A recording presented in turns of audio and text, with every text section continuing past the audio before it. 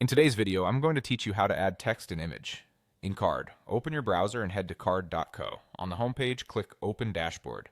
If you're prompted to sign in, go ahead and do that, then you'll see your list of sites. Click the project you want to edit to launch the card builder.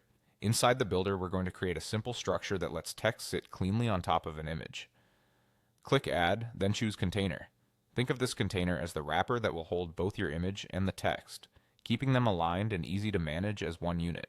With the container selected, open the Container Type drop-down to reveal more settings. Next, switch to the Appearance panel. Find the Background section because that's where we'll place the image. Change the background type to Image.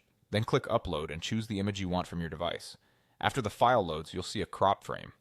Adjust the frame so your focal point is where you want the text to sit. This helps with composition and readability. When it looks right, click Accept to confirm. Now let's add the text. Click Add again and select Text. A text block will appear. Type in your message. This could be a heading, a short caption, or a call to action. Clear, concise wording works best when it sits on top of imagery. With the text element selected, go to its Appearance tab. Set the alignment to center.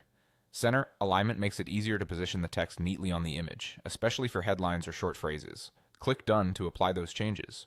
If the text lands outside the container, simply drag and drop the text element into the container in the sidebar or on the canvas so it sits inside.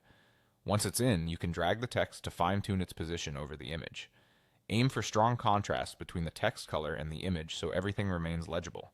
If the image is busy, consider placing the text over a less detailed area or adjust the crop to feature a cleaner background behind your words. That's it. You've added text on an image in Card by using a container with an image background and placing a centered text element inside.